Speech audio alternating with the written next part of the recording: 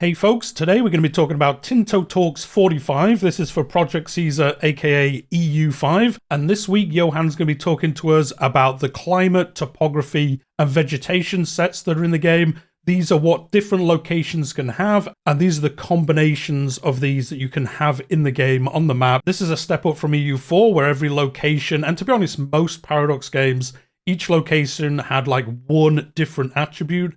As we've seen previously, I think it was in one of the very first dev diaries, they first talked about this system. Each location has one of each of these three things, so you can see already there's a lot of combinations land can have, and that's going to affect your realm, your armies, your navies, all those kind of things. As we've seen previously, like lakes can freeze over, then you can move troops over lakes and things like that. So it's a very cool system, and this week Johan's going to give us a breakdown of each one of these kinds of locations so that we know the effects of each one. I will say, over the holiday break, Johan did actually still do two dev diaries, one on Christmas Day and one on New Year's Day, because he's a mad lad. I didn't cover those on the channel because it wasn't much that we could really talk about. The one on Christmas Day, if you do want to go read it, is like the first turn as Norway in the game, like what you would probably do if you played as that realm. It was quite interesting, but I didn't think it would make a good video. And then the second one was literally just a list of every resource in the game. So I will leave a link to them in the description down below if you do want to go read them. But anyway, it is 2025. Let's get on to the first proper dev diary of the year. And as I said, he's going to talk to us about the three different types. The first one is climate. And the first one of these is climate. The climate of a location impacts how well people can live there, including how much food can be produced. It also affects the maximum winter level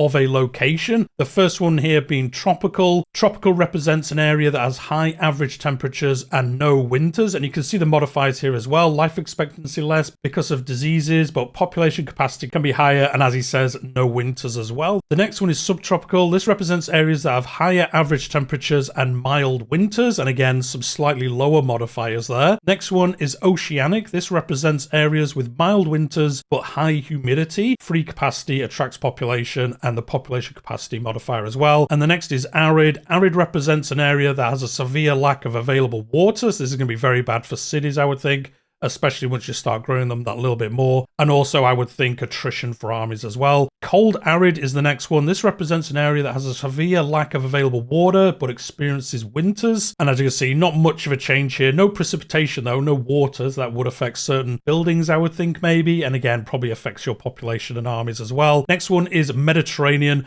Mediterranean represents areas with a perfect climate. As the studio is in Spain, of course, he would think that. And, you know, everyone's favorite empire made a lot of use of the Mediterranean climate. And you can see it does look pretty good. No winters, population capacity plus 150%. You're going to get a lot of growth in that area, especially early in the game. The next one is continental. This represents areas with cold winters. And you can see the population capacity pretty good, but it does have, you know, normal maximum winters. Next one is Arctic. This represents areas with very cold winters. Max winter is severe, lower life expectancy, lower development growth, and lower capacity as well for people. So that one is one where you're probably not going to be building a big empire, but you never know. There might even be an achievement or something based on that. So that's the first climates. Next is going to cover vegetation. Vegetation represents the foliage cover of a location. You can see one here, grasslands, but he's going to talk through each one of them. The first one being deserts. Deserts are barren landscapes with little precipitation and almost no potential for plant or animal life. And you can see the modifiers pretty bad there. Can have sandstorms, movement cost is worse, RGO build time is worse, build time just all around is worse, and production is worse in the other direction. So you're not really going to be building a desert-only empire. The next one is sparse. Sparse represents large flat areas of land with few or no trees. Not really much of a modifier here. It's just not really that good for anything. Next one is grasslands. This represents terrain dominated by grass with little or no trees or shrubs. Again, kind of like the one above, a bit better for food production and a bit of a capacity there for population. Next one, a good one, obviously, farmland. This represents terrain devoted to crops and or extensive pastures. Movement cost is worse because obviously, you know, there's like fences and stuff like that up, I guess. That slows things down. Build time, development growth, population capacity, RGO, maximum size, and food production, all having pretty big modifiers here. A lot of farmland is going to help you a lot. The next one is woods. This is a very interesting one. Woods represent terrain with less dense vegetation than forests, so not quite as dense as forests, but obviously more going on than usual. You can see this affects battles. This is dice roll. frontage effects as well, and it also blocks vision from adjacent sea. So if you have woods on the coast, I guess you can hide armies in here and ships wouldn't see them as they sail past, which is fantastic, to be honest. That little bit extra kind of tactical side of the game, I think. I don't think that's been mentioned before. Do let me know in the comments if I've just missed it, but it does look like you can like hide armies, and you'll see that later on with forests where you can actually hide them from other land units as well by the sounds of it. So that is really cool. And speaking of forests, that is the next one. Forest represents terrain with dense vegetation. You can see the movement cost a lot worse with this, but the dice rolls as well being affected.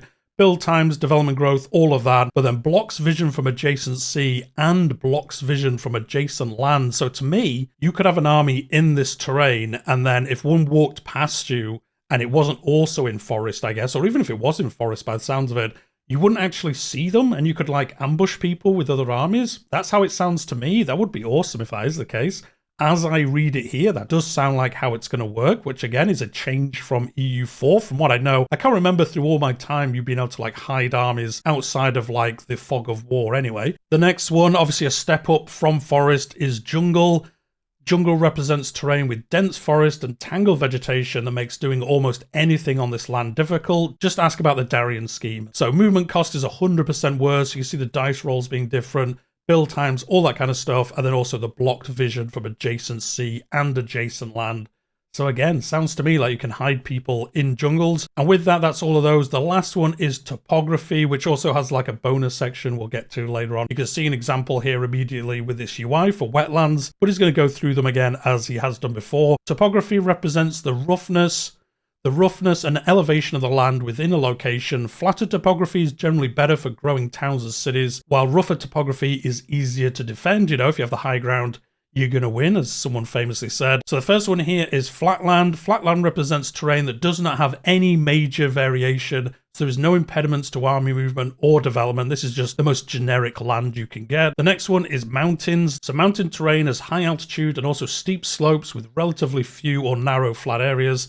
So it is more difficult for armies to cross and also more difficult to develop as well. And you can see the modifiers pretty crazy for this. It is mountains, so it does make sense. You're probably not going to be building cities on mountains. I'm sure some realms will have special modifiers for it, but in the most part, you're going to be sticking away from these, trying to get your armies in there, and they're going to be safe in the mountains for the most part. People aren't going to be attacking you in mountains. If you play Crusader Kings, you'll know attacking, defending armies in mountains, even in that game, which doesn't really have crazy modifiers for this, it's a bad idea. In this one, it looks like it's going to be even worse. And again, has that blocked vision for adjacent sea and land as well, which coupled with the other things, as I've mentioned at the beginning, these stacks. So you have one from the top option that we chose, one from the middle, and then one from this as well. And then all those modifiers get added together. So you can see some of these modifiers are going to be pretty crazy once you stack up some of the very bad ones. Think of like jungle mountains, I guess you can get.